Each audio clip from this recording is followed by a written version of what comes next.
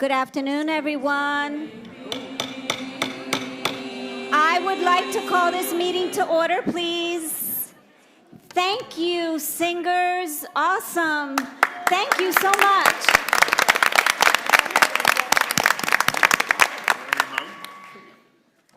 Welcome, guests, staff, and faculty, and students. It's so great to see you here on the very last month of 2024, and it's pretty amazing that we're even talking about the end of 24. So I'd like to call this meeting to order and ask Heather if she would do a roll call, please. Trustee Valentin? Here. Trustee Lozano on Zoom? I think he's getting himself set up. Trustee Keats? Here. Present. Sorry, that present. Thank you. Trustee Days? Present. Trustee Deininger? Here. Trustee Gonzalez? Here. Trustee Hanselman? Present. Trustee Kennedy? Present.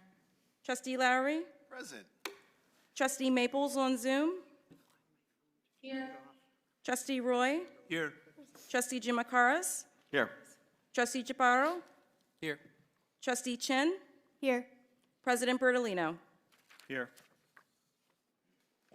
Well, great. Thank you. Welcome. I would like to start our meeting this evening with a very special recognition. Mr. Stanley Ellis, who is our past trustee and served 20 years on the Board of Trustees here at Stockton, is here this evening. And this recognition was going to be for two of our most recent past trustees, Mr. Stanley Ellis and Dr. Nancy Davis. Unfortunately, although fortunately for her, she's a professor emerita here at the university, and she's unable to join us this meeting because I hear she's touring the pyramids in Egypt. So I totally feel badly for her. But we will acknowledge, maybe I feel badly for myself. But we will, and we hope to acknowledge her at the March board meeting. But we're thrilled to have an opportunity to recognize Stan. He served as a trustee, as I said, for 20 years, and he practically served every committee at one point in time and also served as board chair. And so we're so happy that he can be here with us tonight.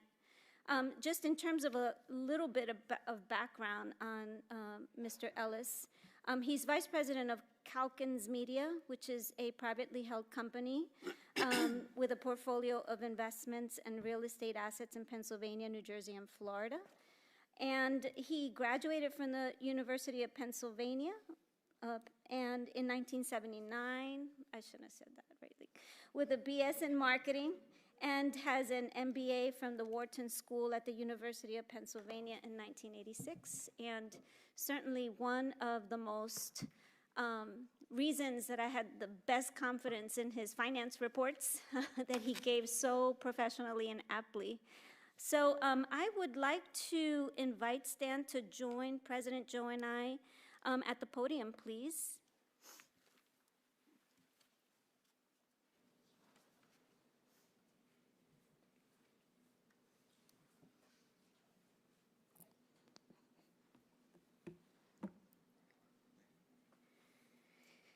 So I'm very, very pleased to, on behalf of the Board of Trustees, thank you for the 20 years of service that you have given Stockton.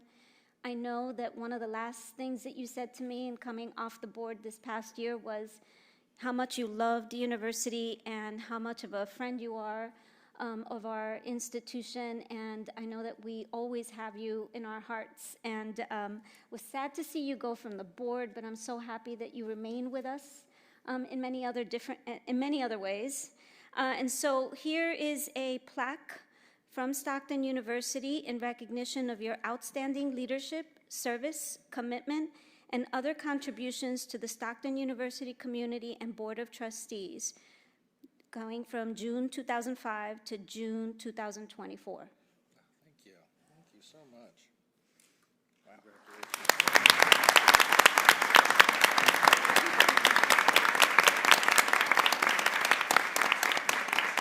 And the next presentation that I'm very excited about is a collage of all of the various ways in which Stan participated with us. And I think there's one up on screen, but it's his very own plaque to remember all those times when you served with us and where we were together in different ways.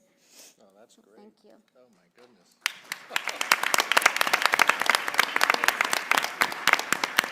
I'll give you an opportunity to say something. Sure. Wow. Did not expect this.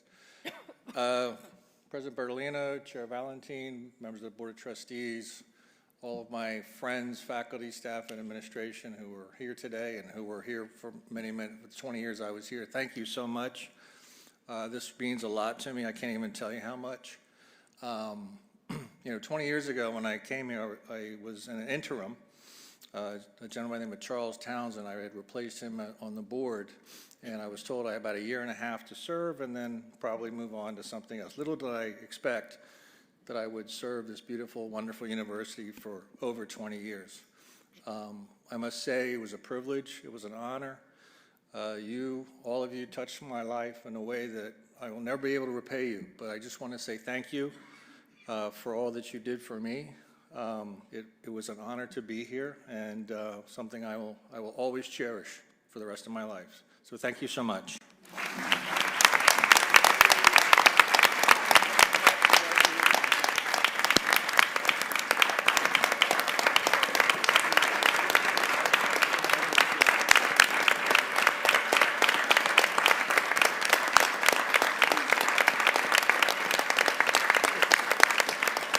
So we would beg your indulgence for a few minutes. We're going to take a quick photo op, and I would invite trustees. I know many folks, both trustees and faculty and other members of the university community have worked with Stan. So I invite anyone who would like to come up to just quickly make your way over to the board, and so we can take a photo.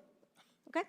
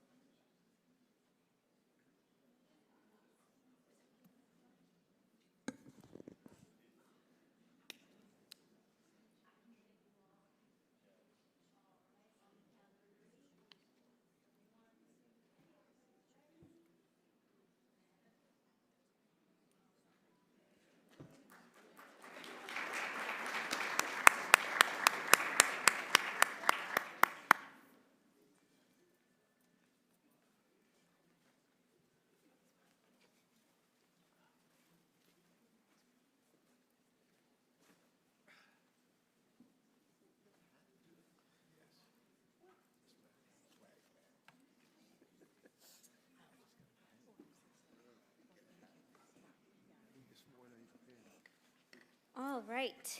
Well, thank you so much for indulging us. We love Stan. We miss Stan, and any opportunity to have a special moment with him is a real joy for all of us. Now, Lady, if I may, we all called him the consummate trustee. Absolute incredible integrity, deep thinking, but Stan, you were known as a consummate trustee. Yes, thank you. I would like to start with a very brief chair report, but before I do that, I would like to welcome and recognize the members, the board of directors of the University Foundation who are here with us tonight. Dr. Bridget Harrison, who's the chair, and all of your colleagues, if you would stand up, we'd love to see your faces and welcome you. Thank you.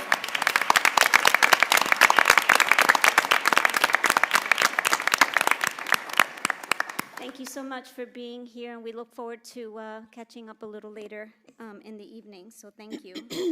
Well, fall semester is coming to a close. For those of you, the students and the faculty, the staff who are also in classes and faculty, I'm sure you're breathing your last sighs of weeks of exams. We heard a little bit about that today in our board meeting from the faculty senate president, who was literally coming from a class and completing the 2 weeks of a project with the students, and told us all about it. So I know that it's that time of the year.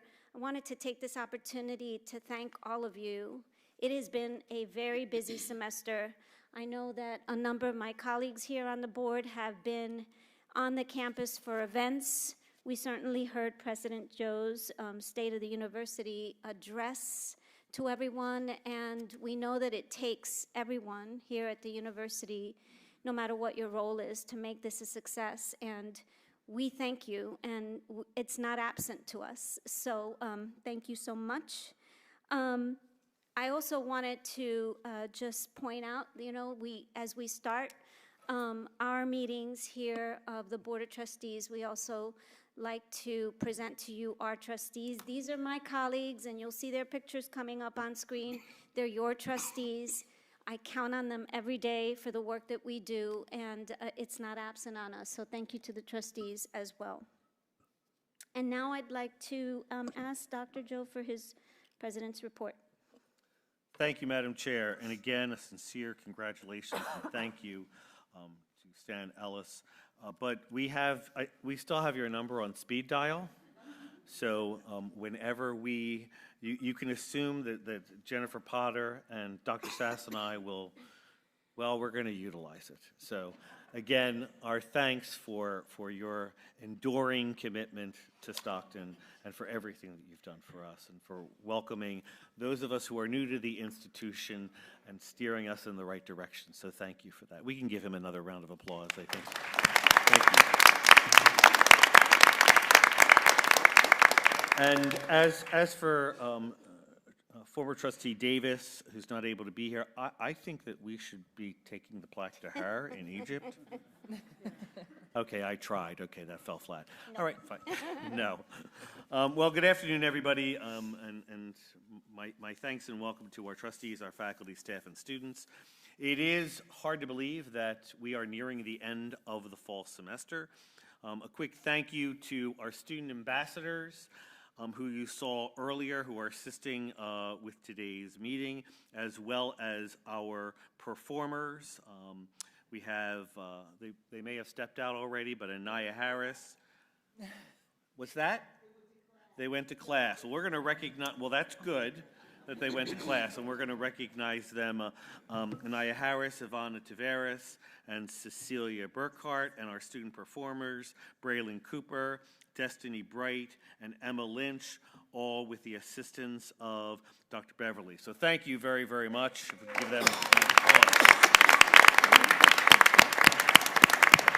In case you missed it, the fall semester has been pretty vibrant in terms of academic achievements and a significant number of events and some wonderful dynamic recruitment activities. I have to say that, as always, it was wonderful to see the students return and to see them active throughout the course of the entire semester. It's also a joy to witness and engage with the incredible community here at Stockton, our faculty, our staff, our students, alums, our donors, our community members. Nearly 2,000 future Ospreys and their families came to check out our beautiful campus at our Discover Stockton Day open house in October, where I had the joy of meeting and watching prospective students meet our incredible faculty. They explored campus, and they heard from current Ospreys. I want to thank Bob Heinrich and his team for extraordinary work, and he has asked me to remind all of you that our next open house is in March. And so in the meantime, if you know someone considering Stockton, please encourage them to come and visit. We are happy to host them. In addition to that, a few weeks ago, we held our annual Latino Visitation Day. We had hundreds of invited Hispanic and Latino high schoolers from across the state visit campus, to explore, to meet with current students, to receive guidance on the resources available to them. I am grateful to Stockton alumna and Assemblywoman for New Jersey's 32nd Legislative District, Jessica Ramirez, for joining the event to share her story of being an EOF student who went to earn her law degree and finding her community of supporters here at Stockton. In November, we recognized the determination and perseverance of our first-gen students during National First Gen Week. Nearly half of our Ospreys are proudly first generation, and the week of programming celebrated the hard work and sacrifices they're making on their journey. And as you heard, I had the opportunity to deliver the State of the University address, where I laid out our path forward to making Stockton the college of choice in New Jersey and beyond, and highlighted the 6 key priorities that the senior leadership team identified. Won't share all of them with you right now, but that means that you have to go back and watch the State of the University address on YouTube. I'd also like to take time to recognize, of course, several members of our Stockton community, including 2 of our board members who have recently received well-deserved honors. Chair Valentin was recognized at the Executive Women of New Jersey Salute to Policymakers Gala in October for her exceptional leadership in advancing women in New Jersey's public and private sectors. Congratulations to our chair. Thank you for your leadership. And the other trustee that I would like to congratulate is Trustee Lanzano. Jose Lanzano was named a 2024 Champion of the C-Suite by ROI New Jersey. Jose wished he could be here with us this evening. He's actually been with us all day and is, at the moment, I think, heading toward the awards ceremony where he will be recognized this evening. Congratulations, Trustee Lozano. Congrats. My thanks to the Foundation Board for their exceptional work.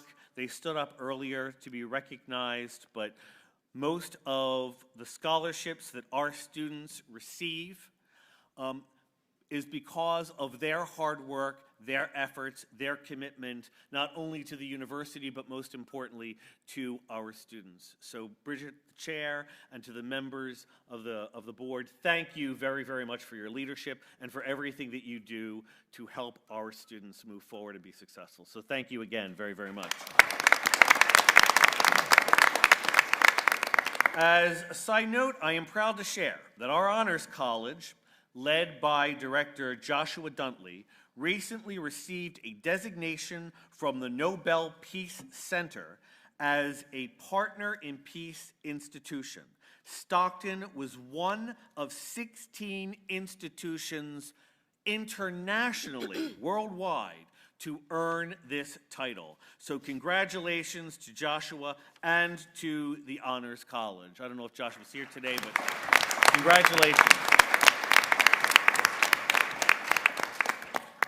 And also here with us this afternoon is first-year nursing student Cooper Leisinger.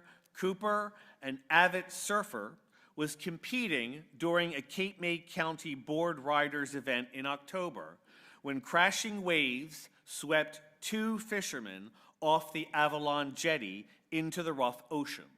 Cooper and fellow competitors rushed to them on their surfboards to help rescue them. I am proud to recognize Cooper for his courage, bravery, selflessness, and thank him for being an incredible example of what it means to be a part of the community. Cooper, are you here? Cooper, could you please stand and be recognized? Thank you very, very much.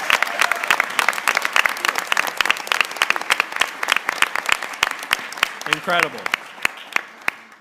So the Osprey spirit is all around, and we take great pride with our students and in our faculty and staff for ensuring that Stockton continues to be a bigger, better, wonderful place and wonderful community of opportunity. And so with that, I want to thank you for a great semester. I want to wish everyone a restful and joyful holiday break. And here is to a wonderful 2025. Thank you, Madam Chair.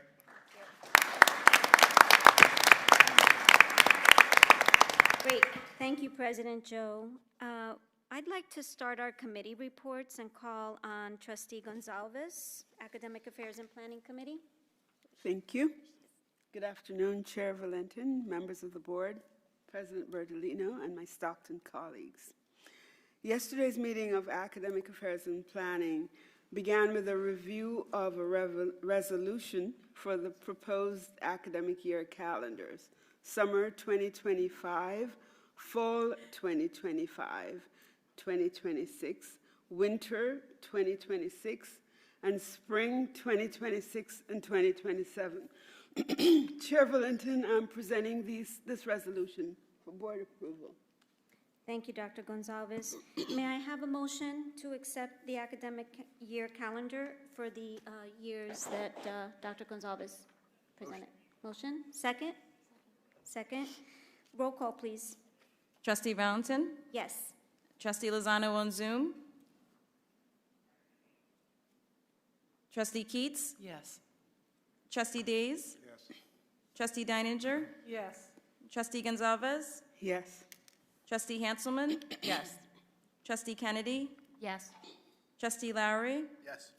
Trustee Maples on Zoom? Yes. Trustee Roy? Yes. Trustee Jimakaras? Yes.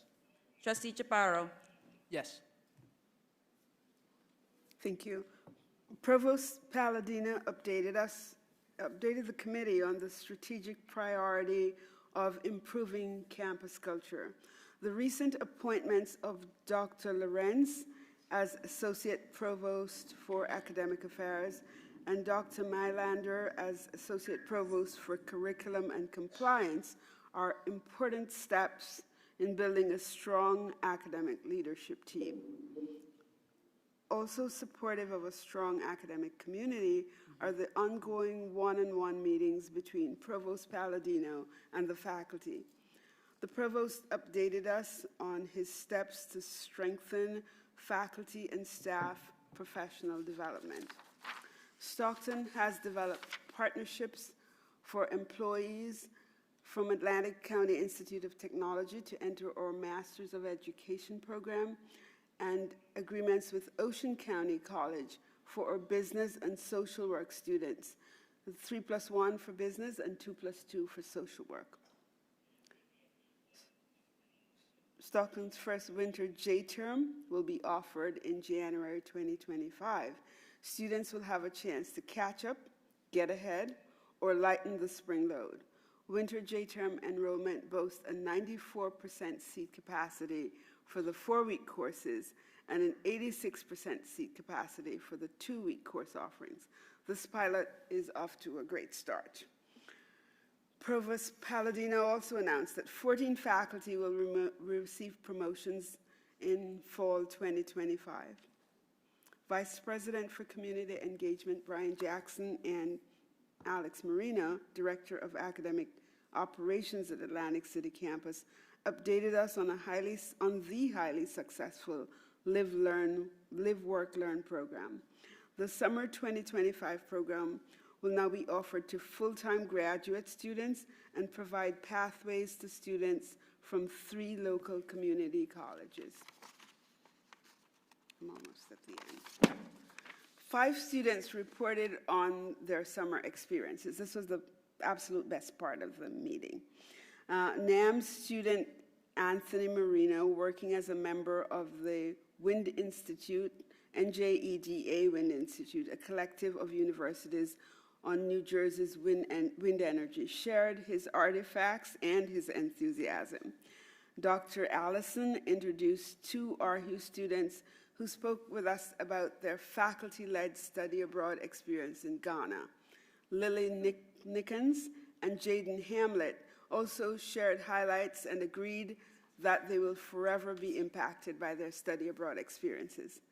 Madison Groman and Rocco Palermo spoke enthusiastically about their experiences on a faculty-led tour in Italy. The study abroad courses covered art, politics, language, and the students visited Rome, Naples, Florence, and Capri. We were updated on the sabbatical awards and the new emeriti faculty. The committee congratulates those faculty who earned promotions and those who were awarded emeritus status. Thank you. This concludes my report. Wonderful. Thank you, Trustee Gonzalez. Trustee Hanselman, I think it's Student Success Committee. Yes, thank you, Chair. So at the Student Success Committee, led by Dr. Latham, we had a very dynamic discussion about student success and the student experience here at Stockton. We spoke much about the Ospreys Navigate. Since September's Board of Trustee meeting, implementation continues with university-wide trainings. About 30 faculty members have piloted this mid-semester progress reports in the system and development of cross-divisional communication plan. And they also continued the configuration of system alerts, roles, and permissions for triage, security, and compliance throughout the campus. The Residential Life Strategic Plan update was presented. Dr. Radwanski, the Assistant Vice President, shared an overview and the timeline regarding the Residential Life Strategic Planning process. This began in October of this year, and it has a targeted completion date of March of 2025. The process will engage students, staff, faculty in this strategic decision. The plan aims to guide the university to proactively tackle challenges, streamline operations, and foster a dynamic, supportive living environment that enriches the overall educational experience for students and creating a dynamic student experience here at Stockton. We discussed the first year experience, that they are a national high-impact best practices here to develop a comprehensive, holistic first-year experience, and Stockton has an academic and co-curricular components that will strategically align to support recruitment and retention and student, faculty, and staff connectedness, career readiness, and more. We did have the Board of Trustees Fellowship for Distinguished Students presentation. This was established back in 1986. It supports students-initiated projects of undergraduate research and or creative work in keeping with the educational philosophy and mission of Stockton University. And I would like to give a warm congratulations to our recipients, a senior, Nicole Brown, junior, Ashley Trudswell, and senior, Corinne Westenberger.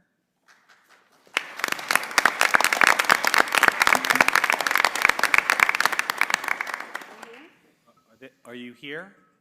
Stand up, stand up, stand up. There we go.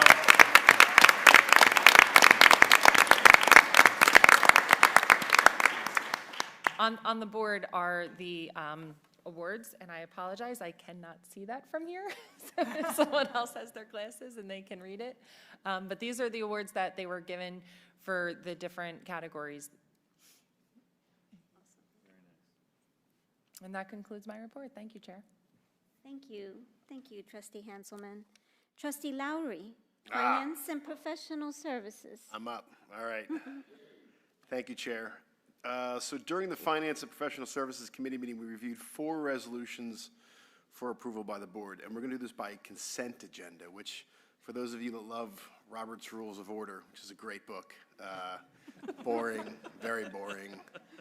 Seems to say the same thing over and over again, but it means I read them all, and then we take one vote at the end. Yes. So the first one is the summer session 2025 tuition and fees discount. The discount would be effective for the 2025 summer session. Management is proposing a 20% tuition and fees discount.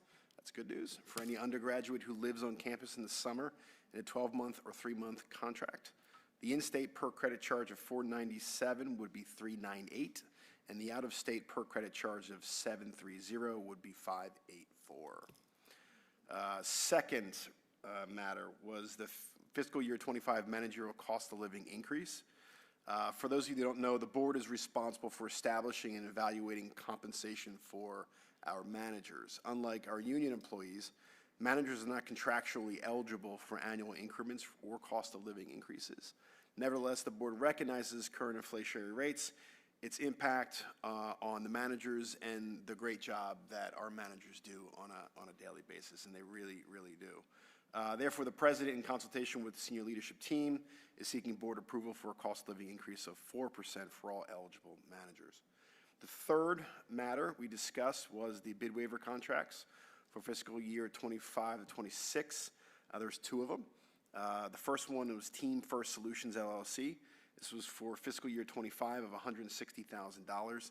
This allows the Child Welfare Education Institute to contract with Team First Solutions to provide training to the New Jersey Department of Children and Families Division of Children's System of Care residential staff. NJDCF mandates that Team First Solutions deliver this grant-funded training series.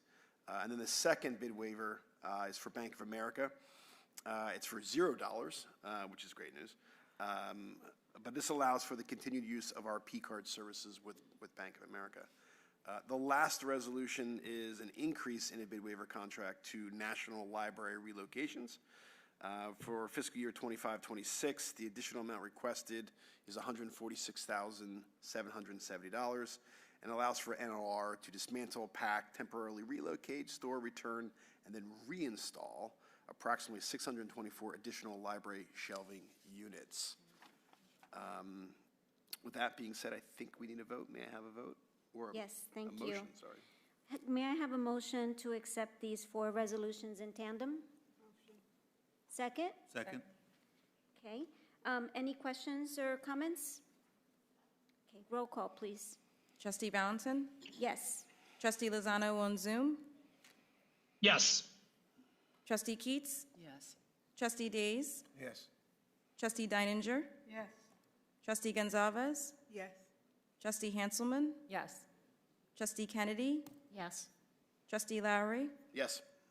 Trustee Maples on Zoom? Trustee Roy? Yes. Trustee Jimakaris? Yes. Trustee Chaparro? Yes. Trustee Maples? Yes. Okay. With conviction, I love it. Have to. Thank you. Madam Chair, the Finance Committee, we also discussed the fiscal year 25 finance update, the 26 state budget request, and then outcomes-based allocation 3-year review update. And that's it. And that concludes our report. Great, thank you, Trustee Lowry. The next item of committee report is our Audit Committee, and Trustee Ciccone is not here this evening, so I'm asking if it's possible for Trustee Lozano to provide that report. Trustee Thank you, Madam Lozano? Chair. Can you hear me okay? Can you hear me Yes, okay? Yes, we can, thank you. Okay, great, thank you. Apologies for not being there. So the Audit Committee met back on November 19th, and Grant Thornton provided an update on the FY24 financial statements and the uniform guidance. The audits are complete, and the university financial statements will be issued its final in early December and will include a clean and unmodified audit opinion. So congratulations to Jennifer and the team on a great work there. No misstatements or nor internal control deficiencies were noted. Baker Tilly also provided an update on the internal audits and the follow-ups of the preliminary results and information, and they provided on information technology and then the financial systems access control audit. And then lastly, the committee finalized the audit committee charter, which was required by the state. The charter has been provided to the full board for review, and there is a resolution today seeking approval of that charter. Great, thank you, Trustee Lozano. May I have a motion to accept the Board of Trustees Audit Committee Charter? Motion. So moved, thank you. Second? Seconded. Seconded. Fotis, thank you. Any questions or concerns? Roll call, please. Trustee Valentin? Yes, please. Trustee Lozano on Zoom? Yes. Trustee Keats? Yes. Trustee Days? Yes. Trustee Deininger? Yes. Trustee Gonzalez? Yes. Trustee Hanselman? Yes. Trustee Kennedy? Yes. Trustee Lowry? Yes. Trustee Maples on Zoom? Yes. Trustee Roy? Yes. Trustee Jimakaris? Yes. Trustee Chaparro? Yes. Great, thank you. Trustee Lozano, any other items on the Audit Committee? No, Madam Chair, that completes my report. Great, thank you. Would you like to continue with the Building and Grounds Committee report? Sure, we'll keep on going. Thank The Building and Grounds Committee met yesterday, Tuesday, December 3rd. We did finalize our mission and responsibilities, which is the charter of the committee. Secondly, Don had provided an update on the new Library Commons project. For folks to know that is a project that is commencing now and will be completed sometime in the fall of 2026. It is a huge undertaking, so there's a big thank you to the library team for keeping the students and the faculty and the community, all those that have been affected, and keeping them all sort of happy. Lastly, the committee did the quick little update on the deferred maintenance on all the projects that are ongoing, including Housing One, and we're expecting a bit of an update and more report at a future later board meeting. And then we started to have some internal conversations, preliminary conversations on the internal capital budget for FY26. That completes my report, Madam Chair. Thank you, Trustee Lozano. Trustee Days, Advancement Committee. Thank you, Madam Chair. The Advancement Committee typically does not meet in December, so we don't have a report, but we'll give a year-end review and updates on all initiatives in March meeting. And on behalf of the committee, wish all of you a happy and safe holiday. That concludes my report. Thank you so much, Trustee Days. Trustee Cates, Investment Committee. The Investment Committee met on November 13th with our investment advisors, Wells Fargo and Winmark, to review investment performance. The university's total portfolio as of September 30th was $124,449,049. For the quarter ending September 30th, the university had a gain on investments of $5,544,312. Wells Fargo's return for the quarter was 4.49, and Winmark's was 4.72. Both advisors reported that investment objectives and asset allocations were within the guidelines set forth in the university's investment policy statement. In October, equity and fixed income markets faced a challenging environment due to uncertainty over the upcoming U.S. presidential election, concerns over persistent inflation, as well as diminishing expectations on the extent of Federal Reserve interest rate cuts. Fixed income markets also declined as interest rates moved higher and investors assessed the path of inflation and monetary policy. Unemployment continues to be extremely low and steady at 4.1 range, which is close to the post-pandemic low. The markets don't like uncertainty.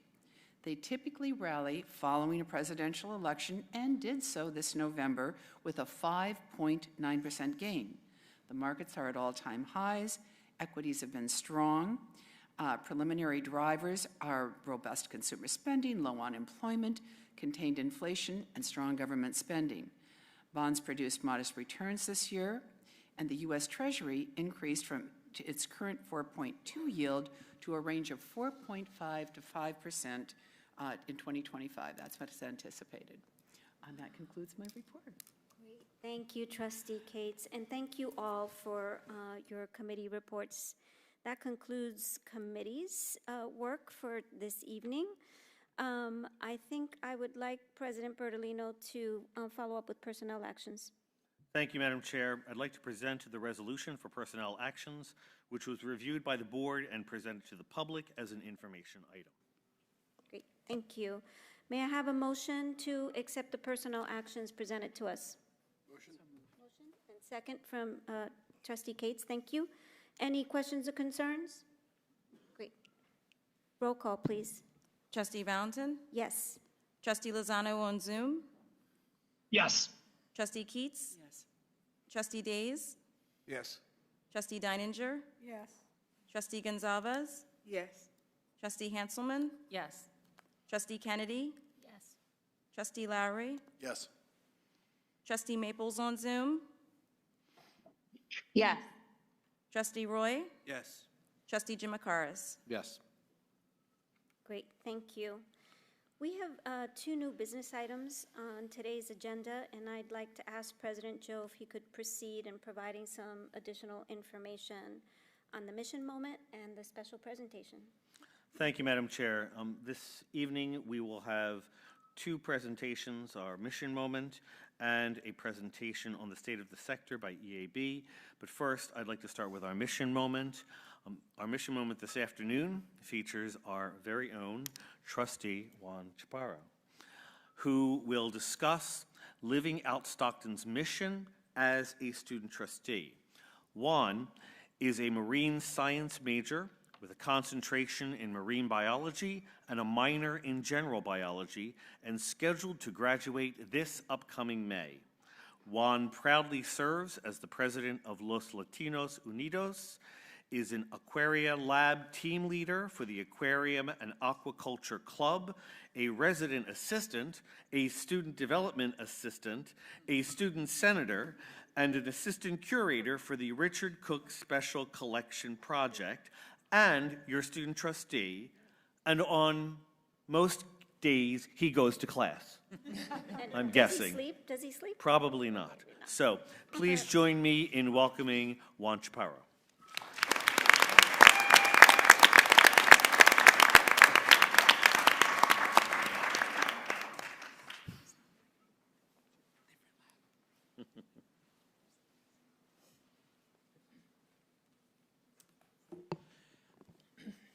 Thank you, everybody.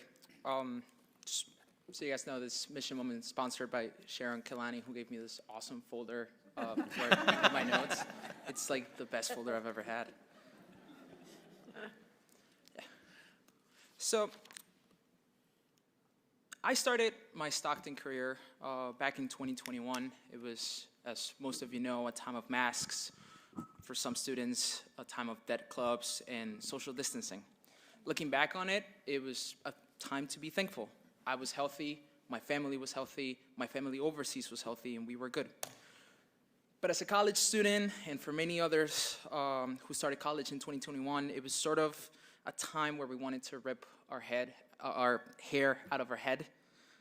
I tried really hard to make friends that made my experience in college a little bit more bearable and akin to what I had seen in the movies that I watched as a child growing up in Venezuela.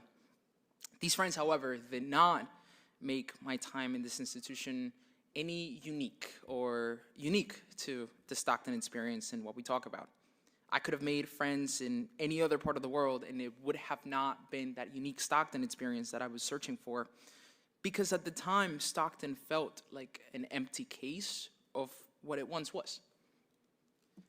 After fighting my way through the ranks of first-year classes and bursar bills, shout out Ryan Terrell for being a light at the end of the tunnel for me, the major turnover that I never thought would change my life was announced, and that was a new president. In my little sophomore head, this was a very exciting change, a new opportunity to see Stockton's potential post-COVID. Now, for this, I conducted a lot of interviews, and I talked to many students about their problems, what makes them happy, what makes them feel connected to the university, and what do they think is the Stockton experience. I can confidently say that the students are happy and excited to, for once, finally know who our senior leadership is. Many of us had no clue who moved the strings. Seeing Dr. Joe smile as he walks the hallways is, for everybody, a breath of fresh air. Dr. Sass has worked tirelessly to listen to students at a personal level and to support and uplift those who need her. After a few more months, even more changes came around. We now have an official provost, which is something that I wasn't able to say through the entirety of my academic career. Dr. Palladino's engagement with the campus community and our students is heartfelt and genuine. His work leading our new strategic planning alongside Dr. Roberts has reached over 1,000 instances of participation from faculty, staff, and students.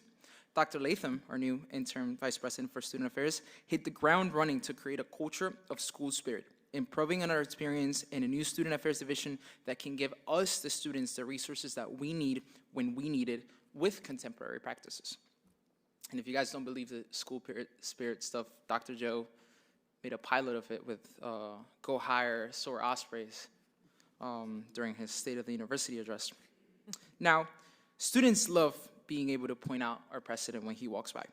They love dropping in to Dr. Latham's events, and they love the ice cream socials. Even though the Wonka Festival was an Employee Appreciation Day, many students had the opportunity to share the festivities, thanks to Dr. Joe. More events are held on campus than before. More people are connecting with our faculty and our staff, and more students are rediscovering what it is to be a Stockton student and what it's truly special about it. We have had a lot of talks about in the steering committee for strategic planning on what it is that we are. Who are we as an institution? Well, in my opinion, we are not just the promise of small classes and cool general education classes. We aren't just the Pine Barrens and the Barrier Island in Atlantic City. And we're not just a love story of talent and President Joe. We are a stronghold of the liberal arts pillars. We are the vision of an educated and empowered South Jersey community, one who is engaged, mindful, and caring. Stockton provides an equal opportunity to understand the world around us and to understand the world within ourselves. This quote came from Trustee Melanie Chin, but Stockton is a great place to change your lives for the better. Our new leadership is hard at work, our students are engaged and eager to learn, and our faculty are supporting them in every step of the way.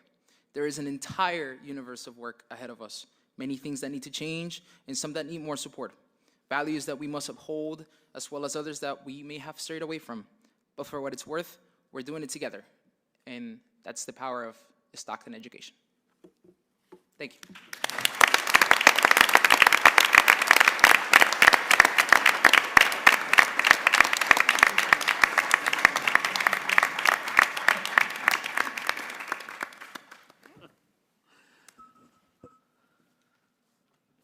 Okay. It doesn't get any better than that. So yeah, let's give him another round of applause. That's really incredible. Dan, if you could please make arrangements for Juan to be in our next commercial. Thank you, Juan. Thank you very, very much. Really appreciate it. I'd now like to introduce a special presentation from our partners at EAB, a consulting firm specializing in higher education in research, recruitment, and retention strategies. EAB is here today to present Reckoning with Relevance 2024 Higher Ed State of the Sector, which will focus on the immediate challenges facing higher ed and 6 strategies shaping higher ed strategy to address them. Please join me in welcoming Vishay and Hirsch from EAB. Welcome.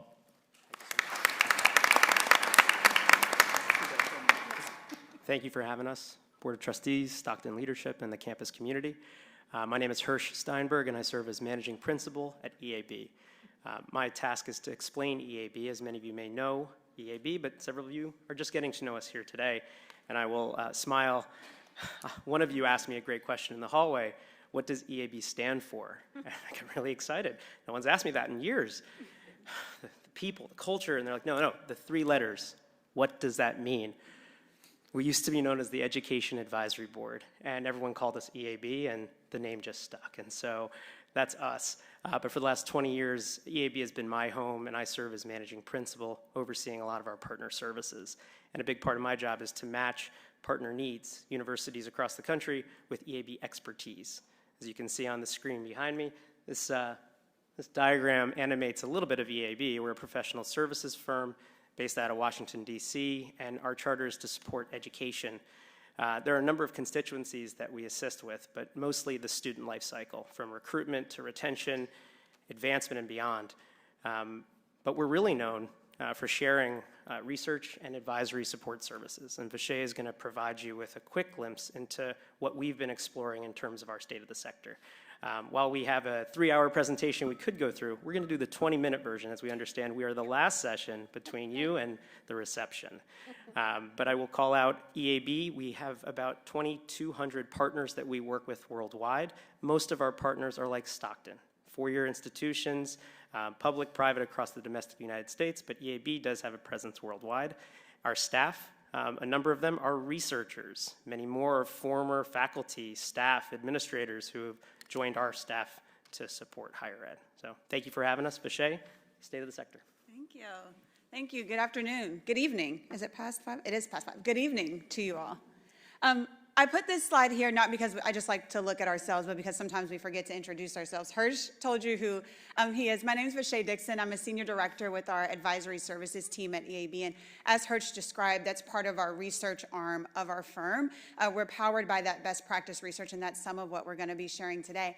I'll tell you, Hirsch, I'm a little nervous, and I don't usually get nervous, but we have gone after a real-life superhero that has saved people out of the ocean. We have gone after a very moving student presentation with a very long student resume that I'm excited to see where that takes him. And from all of the students that we've met today, those that have been recognized and those that are a part of the Stockton community, we're just really honored to be a part of this conversation this evening, and certainly don't want to miss the moment to say thank you for including us in you all's meeting.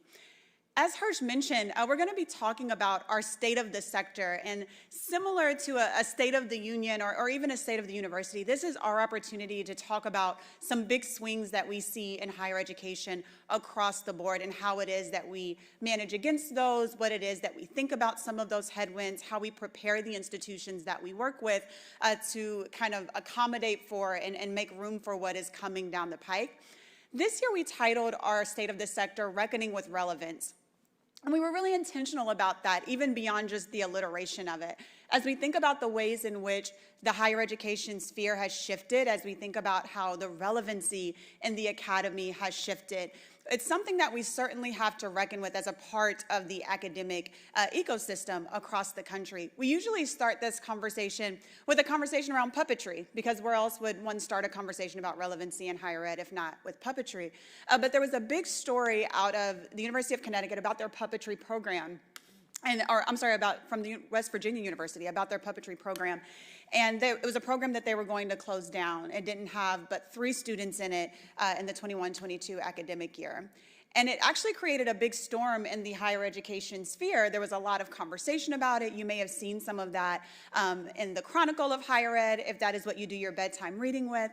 But it brought into this question, what is the relevancy of higher ed? And there was this big kind of tension between, are we just a workforce factory? Do we just bring students in to prepare them for work and then ship them back out?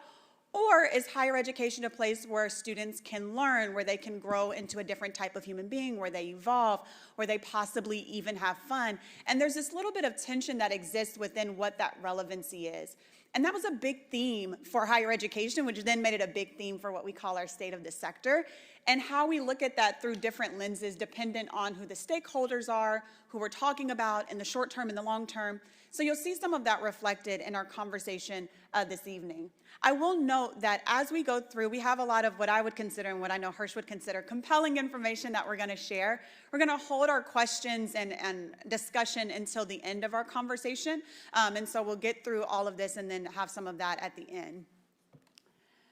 Now, there are 6 priorities that we have identified that are shaping higher ed strategy. You see those listed here on the screen. They're public perception of higher ed value, enrollment and demographics and the way that that has shifted, sustainable business models, student readiness and well-being. And when we talk about well-being, we're talking about the holistic well-being of the students that we serve, the hybrid campus and the ways in which that's impacted the future of work, but also the future of how our students learn, and then artificial intelligence. Now, Hirsch mentioned that this is generally a 3 to 4 hour conversation we have. We're going to do a modified version of that, and we're only really going to dig into about 4 sections as we go through our time this afternoon. But I wanted to share with you all 6 to kind of give the breadth of where we've taken our work at EAB and all of the different facets of education that we're looking at.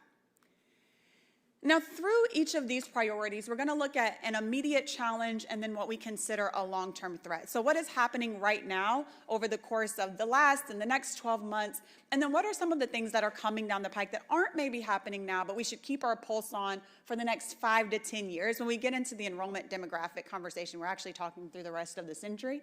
So we kind of look at it through both of those lenses, and you'll see that reflected as well. In the immediate, as we talk about the public perception of higher ed value, We have universities that are being hammered by what we call these culture wars that are creating this diminishing ROI narrative around higher education. Is it worth it to go to college? Should I go to college? Do I get the same return on my investment if I choose to invest the 4+ years in going into higher ed? And then the long term, which we won't cover today, but I wanted to make sure I share, it's the way in which that echo chamber impacts campus morale beyond the students. So the ways in which that shows up for our faculty and for our staff on campus. Now, high-risk value has been called into question, and that's happened for quite some time. We did a little bit of a study and exercise in putting this together, and we could find articles back into the 70s and the 60s that ask these same questions. Should you just go into the workforce? Do you need to go to college? What is the benefit? The thing that's different now is the intensity with which these happen, the frequency with which these happen, and the ways in which we gather and collect information just as individuals and human beings. And so the ways in which we're bombarded with these types of articles and these types of headlines. And so we've put some of them here on the screen for you to kind of grab to. It won't be anything that's surprising. I'm certain that it's things that you've seen from time to time. But the reports of our demise are greatly exaggerated, for a little Mark Twain. What we have here on the slide on the left are some of the headlines that drive these sensationalist taglines, and then on the right we have the reality or the data that doesn't necessarily support that. I'm going to go through a few of them and highlight just a couple of them, but the first one being that employers don't care about degrees anymore. We hear that quite often. You can get the same type of job without having to go to college. It's unnecessary for you to go to college to get into different types of industries. We see that most prevalent in the information sector, and we do see an increase in job postings in that sector, over 200%. So if we look just at job postings, we see that more and more and more and more and more, we're seeing job postings that don't require a degree, and in industries and companies that are touting that you don't have to have a degree to be successful in that particular field. But if we peel that layer back a little bit and we look at their hiring behavior, it actually hasn't changed very much at all. So they're getting a lot of credit on the front end for opening the doors, if you will, for creating access, if you will, but they aren't actually shifting the types of individuals that they're hiring, which tells us that there's certainly still an ROI in getting a college degree. Another one I want to point out is liberal arts degrees are a waste of money. And as a liberal arts graduate, this one spoke to me very deeply. Liberal arts degrees are a waste of money, when in reality, actually liberal arts graduates experience rapid wage growth in their late 30s and 40s. And if you take it outside of monetary earnings and you ask folks that have a liberal arts degree about their satisfaction in their work, they rank very, very high in how satisfied they are in the work in which they're doing. So liberal arts degrees are not a waste of money, I'm telling myself and telling you at the same time. There are other things here as though, you know, the ROI of a college degree is declining. We know that that's also not true. When we look at the wage premium for students that have gone to college, it's at a near decades high. It's about 88% comparative to their high school peers. It's about 28% comparative to those that have an associate's degrees to their high school peers as well. So there's certainly still an ROI from a monetary perspective there also. Now, I mentioned what's different in the types of articles that we see today, being the frequency, the intensity, the ways in which we gather information. But there's also a difference in how this is showing up in the enrollment space. So previously, there were all of these articles that questioned whether or not folks should go to higher ed, but for the most part, college was a premier option for most of the prospective students that we were looking to serve. That has shifted a little bit. What you see there on the top left-hand side is the recent high school graduation rate and that recent college-going rate across the country. And I'm going to show you what that looks like in New Jersey specifically as well. But what you see here is from 2016 to 2022, how that college-going rate has dropped from almost 70% to a little over 62%. And so we did a big study at EAB, better understanding, we call them non-consumers, prospective students that have graduated high school, chose not to go to college. They did not consume higher education, so we call them non-consumers. And we wanted to better understand who these students are, why they're making that type of decision, what has shifted over the last, in this case, 10 years, but we could really pull that back to about 2007, 2008. And what you see across the bottom is a snapshot of a lot of demographic indicators for those students. So what is their racial background? Where are they living in terms of with their parents or on their own? Are they or aren't they employed? There were all of these different quantitative data pieces that we looked at, because that is in our nature to do at EAB. We do lots of quantitative data analysis. And the piece that we found most interesting was actually what you see there on the far right side, and that's that there was only a $9,000 median household income difference between students that chose to go to college and students that did not.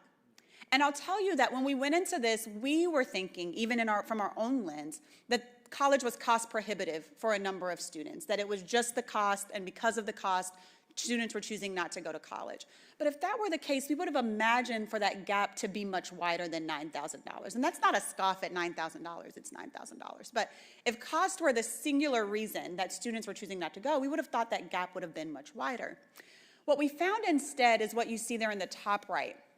And this is a quote from a 21-year-old, it's a Hispanic male student in the Northeast, actually, that was a part of our non-consumer survey, because after we did tons of quantitative analyses, we said, we need to hear directly from these students, and we did some qualitative research to compile into that as well.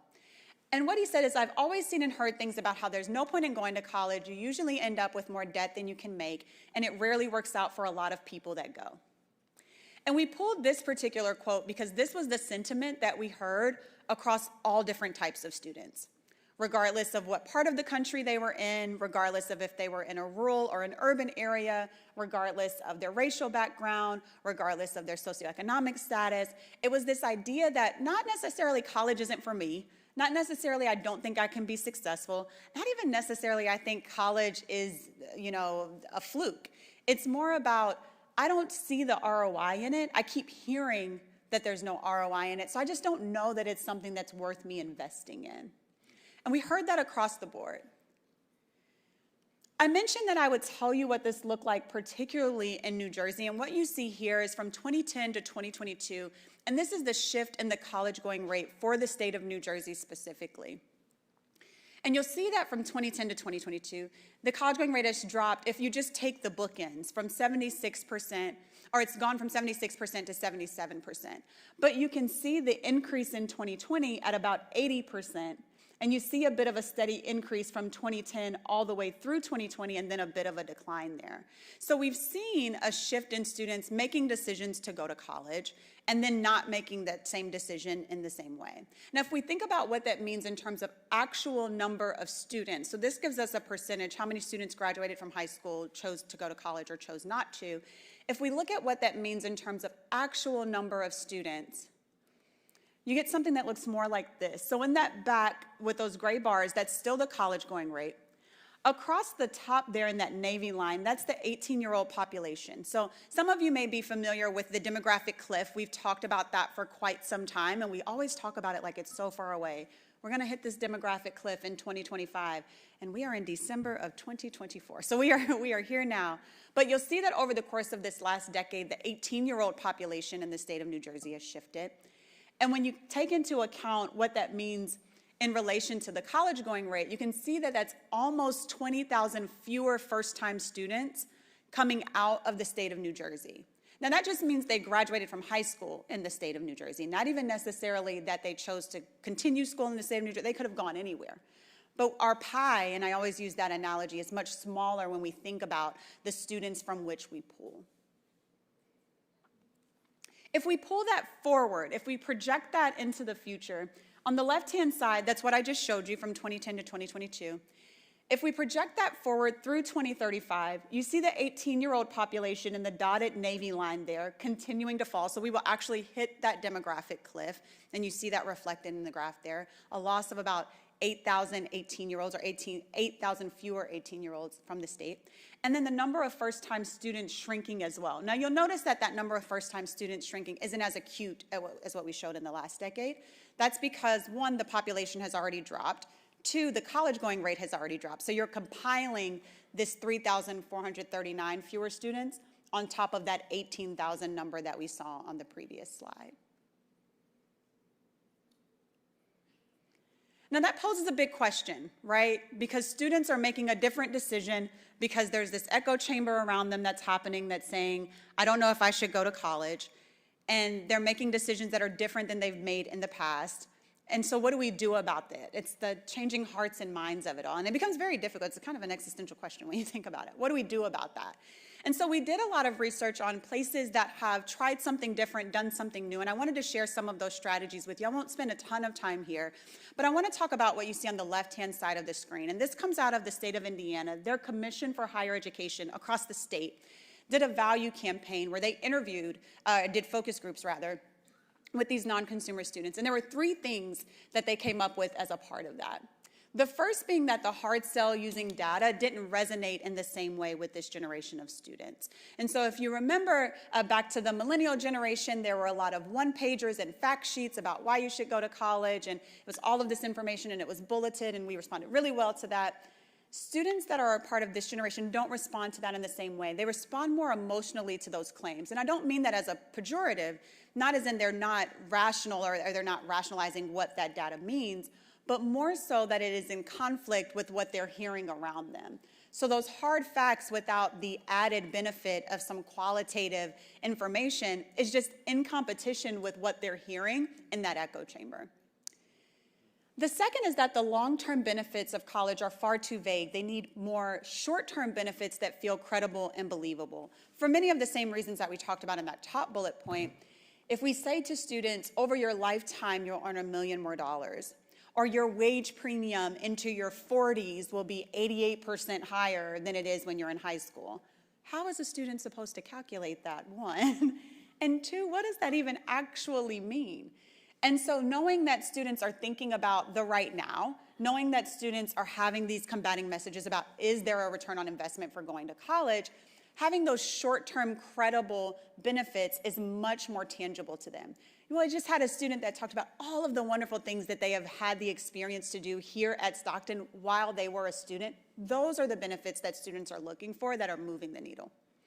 And then lastly, and this is the one that was most interesting, framing those costs as manageable rather than affordable raised interest in a different type of way.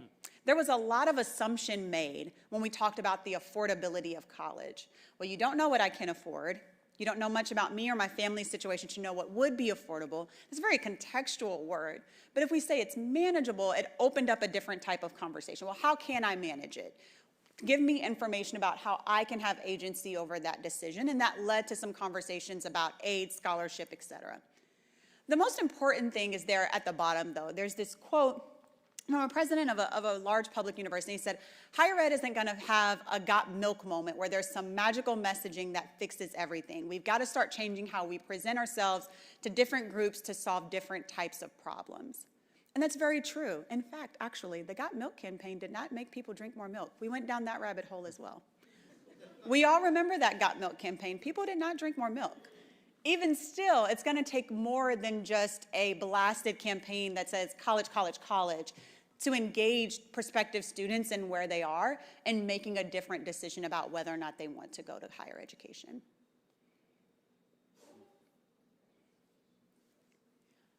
Moving into enrollment and demographics, our immediate challenge being that post-vaccine enrollments have stabilized, but still show what I call some soft spots or some signs of weakness. And then in the long term, we're not going to cover this piece, but the demographic cliff is going to level up to what we call peak population, meaning that we will hit this demographic cliff in 2025, anticipated. We'll actually have a false peak between 2025 and 2030, and then we'll start to see a decline in the 18-year-old population. But that will start to ripple into other age groups, obviously, as we continue down the rest of the century. And so how do we make some adjustments today for what we know will be a smaller population in the future? Now, this is a summary of some of our key enrollment trends. I won't go through each of them just in the interest of time, but I do want to talk a little bit about a couple of them. First being the graduate market has grown through the pandemic. It's the only market within higher education that grew over the course of the pandemic and still continues to see that level of growth. In the undergraduate space, we've seen continual declines, and the most recent IPEDS data, we actually saw an uptick in undergraduate enrollment across the country, but we still saw declines in that first-year, first-time cohort.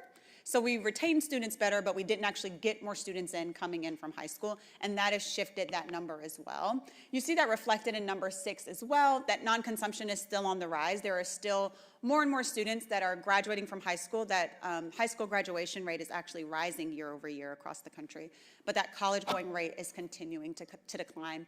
And in number 5, this piece is really important too. When we think about the students that are going to college, we have what we call a flight to size and selectivity. So even for students that are choosing to go to college, those gains aren't realized equally across the board. Students are flocking to larger institutions, they're flocking to more selective institutions, they're flocking to institutions that have a specific value proposition for what they're looking for. So sometimes we get into these conversations and it's like, well, what is X institution doing, or what are these other institutions doing that are gaining more students, or they're able to weather the storm differently? I would pose that that's not quite the right question, right? The right question is, who are the students that we serve, and how do we act against the value proposition for those particular students? We don't all serve the same students across the board. And sometimes that's uncomfortable because we want to have inclusive campuses and we want to say that campus is open to everyone, and it certainly is. But there is a particular swath of students that we serve. Who are those students? How do we drill down into that? And then how do we meet the needs of those particular students differently than our competitors? Now, I'll share with you really, really quickly, because I've gotten the nod on time, and I always talk way too much. But I'll share with you really quickly how we look at enrollment overall. And this is part of what we call our undergraduate enrollment outlook, and it has 3 facets to it. There's the demographic decline, which we've talked about, the decline in 18-year-olds between 2025 and 2030. There's the college-going rate, which is where we've seen continual declines as well. And then there's the market share. And this is the area that actually, as an institution, you have the most opportunity to inflect that number. I say at EAB all the time, we're not in the business of creating new 18-year-olds. That time has passed. There's no new 18-year-olds coming in 2026. The ones that are 17, those are the ones that we got. That's it. When we think about the college-going rate, there's certainly an opportunity for us to all hold hands around higher education and tell a message about higher ed that is going to resonate with students and push that number. But at an institutional level, where you have the most agency is within that market share, and that's where we can explain about 65% of our enrollment changes. What you see here is for Stockton specifically, and this is from 2010 to 2022.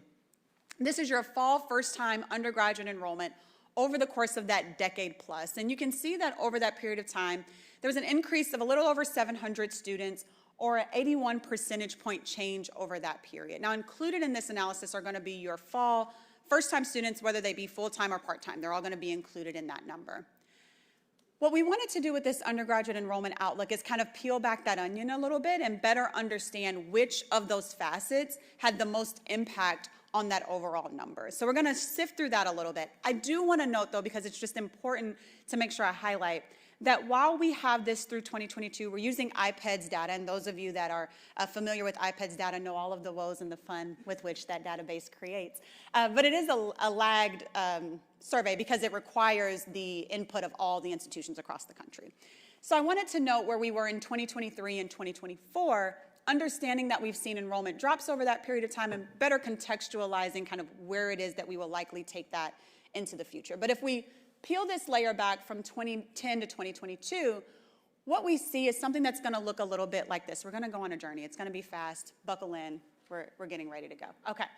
So if we think about which forces have driven enrollment shifts in the past, this is 2010 to 2022, we can layer in that demographic change piece. And we know that we've actually had an increase of about 4 students as it relates to demographic change. We see a dip there between 2012 and 2018 or so, but we more or less ended where we started with regards to the demographic change. And we're looking at this mostly across New Jersey because that's where most of your first-time students come from, but also layering in other states from which you pull students in a weighted fashion. Now, the college-going rate has been really tough. That has shrunk our pie, if you will, for that analogy. So we had a pie.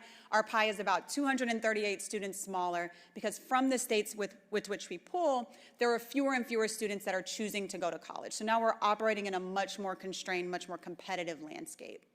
Now, where we've seen a lot of gains, or where we saw a lot of gains between 2010 and 2022, is in that market share number. We were able to increase market share quite drastically. We saw what I would consider to be even uncharacteristic gains if I map that to what we see at other institutions across the country, which is great. That's amazing. We also have to contextualize that to understand that some of the shifts that we see beyond that may be explained by the huge jumps that we saw in market share over this period of time. But we saw great increases in market share, about 927 more students. So of the students that were available to us, more and more of them chose to come to Stockton. We track our international students, our unknown origin students, and that gained us about 7 students. And that landed us with this overall enrollment change of about 701 students.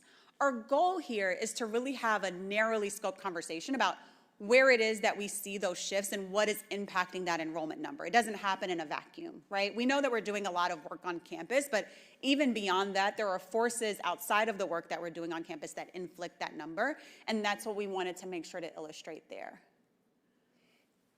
Now, when we think about market share specifically, and I'm gonna go through this one really, really fast, when we think about market share specifically and how that has shifted over this period of time, what you see on the slide here is Stockton in the orange, and you can see the increases in market share that have been made specifically in the state of New Jersey. Now, you'll notice that there are institutions whose market share is higher in the state of New Jersey, and you'll see that there are institutions who have gained more market share, if you will, in the state of New Jersey as well. But when you look at the number of just pure students that have come from the state of New Jersey, you can see that we gained about 660 students more out of the state over this period of time. So even though the college going rate shifted a bit, we were able to garner more of those in-state students. Okay, I'm gonna talk very, very briefly about the sustainable business model piece and really getting to our long-term threat here, which is a less with less mentality that'll be needed to survive the demographic and enrollment changes. And I spent a bit of time coming into this talking about how the enrollment shifts have been more constrained, how we've started to see fewer students going to college, how that has impacted our overall enrollment and the numbers that we see there. Given that, it's important to adopt a mentality that we call either less with less or leaner but better, or smaller but stronger, depending on which alliteration feels best to you. We can go with that terminology. But we have to think differently about the institution and about where we are within this spectrum. So in the 2000s, there was this era of more with more. If you build it, they will come. We saw record classes across the 2000s. Everything was bigger. Class after class after class was bigger. Belt buckles were bigger. Cars were bigger. Everything was bigger in the early 2000s.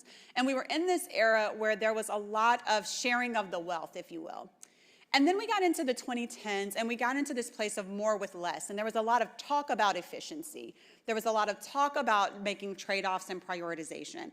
I'll be honest, across the board, and I'm using large we here, not we at Stockton, but we across higher ed, we talked about it a lot. We didn't actually do much about it. But we had a lot of conversations about prioritization and trade-offs and things of that nature. And then we got into the 2020s, where we have to think about being smaller but better. We have to actually say no to things. We have to make some distinctive trade-offs in order to accommodate the right sizing of the institution, given some of those enrollment forces that we're up against. And I'll end us here, thinking about student readiness and well-being, our immediate challenge being the academic and mental health struggles that we've seen spiral post-COVID, and our long-term threat being the ways in which this readiness challenge will continue to impact future generations of students. Now, we know that students are on what we call this vicious cycle, where they are struggling academically, which is impacting their mental health, which does not help them academically, which then further impacts their mental health. And they are on this kind of hamster wheel that goes round and round and round. It's very difficult to come off of. The pandemic also worsened some pieces of the academic part of that cycle as well. So we see challenges that started in high school, students that struggled with their coursework, or students that didn't meet their readiness benchmarks, chronic absenteeism, now showing up on our campuses. So students that are still chronically absent. We see higher DFW rates, we see gaps in core knowledge, and there's a widening expectation between faculty and the students on what's expected of them inside of the classroom. In the long term, though, what we'll see is a continuance of academic readiness concern. And this is actually really, really important to think about, because when we consider Generation P, as we call them, because we always need more labels and more acronyms. When we think about Generation P, over the course of the pandemic, we know that students that were in high school struggled when they came to college. And we anticipated that, and we were ready to meet their needs. The reality is that students that were throughout the K-12 system had a level of learning loss that will continue to compound itself and will show up on our campus for many years to come. So what you see across this spectrum are current college first-year students, current 9th grade students, and current 5th grade students. And in that back lighter teal bar, you see the 2019 readiness metrics, be it their ACT scores or their Math iReady scores. And I think we would all agree that even in 2019, I don't know that we were at the beacon of academic readiness for the students that everyone across the country was serving. But if we use that as a benchmark, when we look at 2023, which is that darker teal bar within that, you can see that students still aren't meeting those metrics. Now, we say that it'll get worse before it gets better, and it will. I verified because I told our research team I refuse to go and tell this to people if it will not get better, because I do not give false promises. But what we know is that students that are in the K-12 system now are learning back on pace. So they're learning as fast as they were before the pandemic, which is great. But they would have to learn at such an accelerated pace to make up for what they lost over the course of that year that we're just not there yet. And so we should be prepared to continue to serve students that are what we would call academically underprepared, but just are prepared where they are when they come to campus. We should be prepared to serve those students and meet their needs in a different and kind way for quite some time. I'll stop here, and I know that we are a little close on time, a little overtime. I'll stop here, but I wanted to share with you kind of some of our long and short-term threats across all 6 of our priorities. I know that we didn't go through all 6 today, but we thought it would still be helpful and beneficial to share these on screen with you all and give you all a little bit of an insight into where we took this conversation or took this broader research study through all 6 of these priorities. With that, I know that I gave you a lot of information. It was like drinking from a water hose, certainly, especially at the end of the day. But I, again, appreciate you all allowing us to be a part of this day with you all and engage in the conversation around reckoning with relevance in the ways in which we've seen higher education shift. And I think I speak on behalf of Hirsch and myself when I say that it's been such a pleasure to share this information with you all, and we're honored to be able to do so.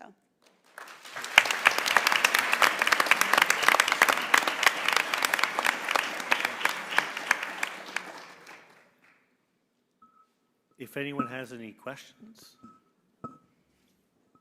Yes, in the back? Oh, no, I was going to say, you have the mic. I was about to say, you have the mic. I am jealous you have a mic. I told Hirsch, I was like, I'm going to do so hard to like stand here the whole time and not move. You have a mic back there. You did great. Thank you.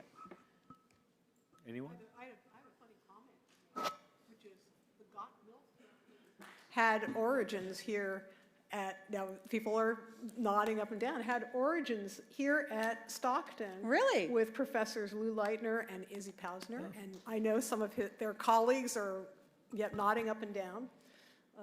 So isn't that a little bit, that's a little Stockton trivia. Put it on for that trivia game. I will mention that the next time. Yeah. I actually texted Izzy Pausner to get a little bit more details. And that's actually amazing because we vividly remember that campaign and still reference that campaign so many more years after the fact. Yeah.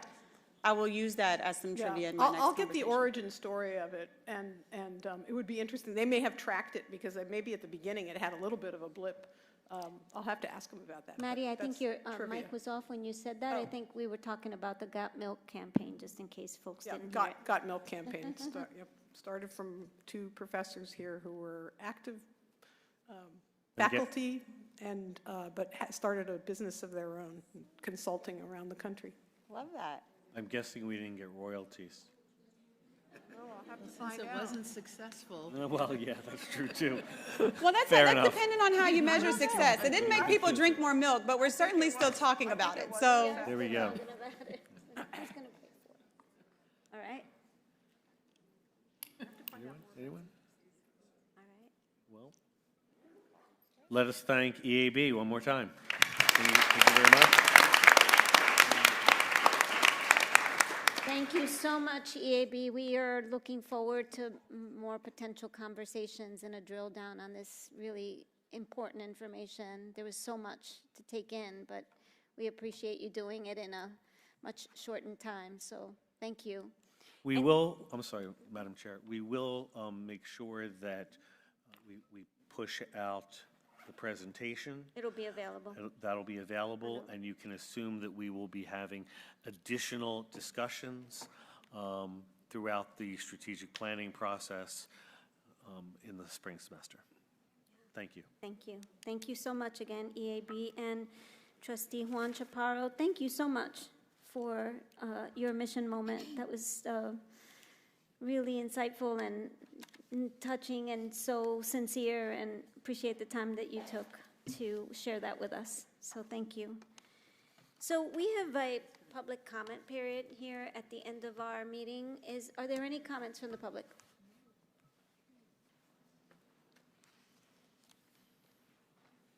Chair Valentin, members of the Board of Trustees, and our campus community, it is indeed my distinct pleasure to acknowledge our faculty colleagues who are being recognized for promotion here today. If our faculty colleagues are present, and ask them to stand.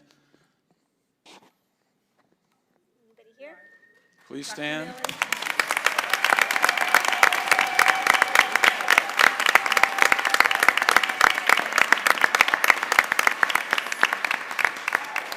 You can see their names here before you, and by virtue of their excellence in teaching, their outstanding scholarship and creative work, and their community service and campus service efforts have helped numerous students and bring invaluable recognition to Stockton University. Extremely proud to call them colleagues, and we look forward to their many contributions to the university in the future.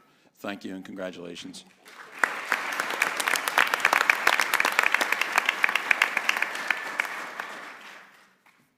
Hello, I'm Mike Law, Associate Professor of Biology, and I just wanted to echo the Provost's sentiments. Congratulations to all my faculty colleagues on their promotion and tenure, and I look forward to working with you for the remainder of my career. So congratulations.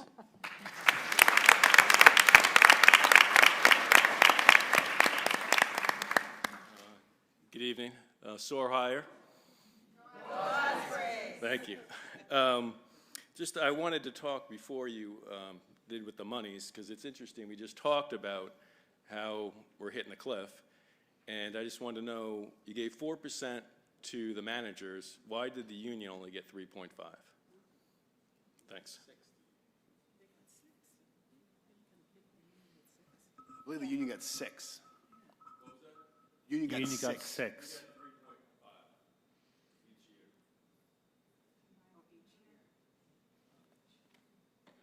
I don't. Jennifer, can you respond to that? It's the combined increment and COLA, 6%. What was the answer? Combined increment and COLA is 6%, so it's 2.5 and 3.5, which is 6. All right, I stand corrected, but in the contract it says 3.5, so I didn't, I guess, account for the COLA. No, that's fine. Thank you. Thank you for the clarification. Appreciate it. Any other comments? Messages? Yes. Comments from the public? Go for it. She'll liven it up. Now it'll be good. It'll be fine. She'll fix it. Now, everybody, you know I couldn't miss this opportunity. What's happening December the 8th? Messiah! Please, I'm inviting all our Board of Trustees, all our foundation members, all the faculty, the staff, everybody. It's going to be the best ever. Not only is Brian going to be our MC, but we're going to end with a gospel hallelujah. For our 40th year, please come out and support us on Sunday, December the 8th, 7 o'clock at the Borgata. Thank you so much. Thank you.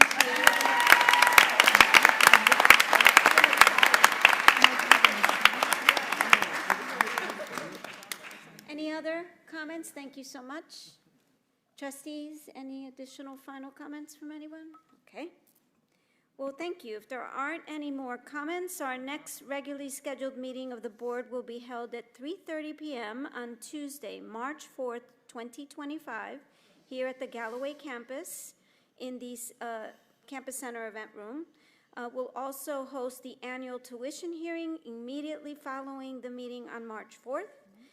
I would like, on behalf of my colleagues, wish you all a happy and healthy holiday season, and thank you for joining us today, and we look forward to seeing everyone in the new year. Thank you all. Motion to adjourn. Motion. So moved. Second. Thank you. Good night, everyone. She's so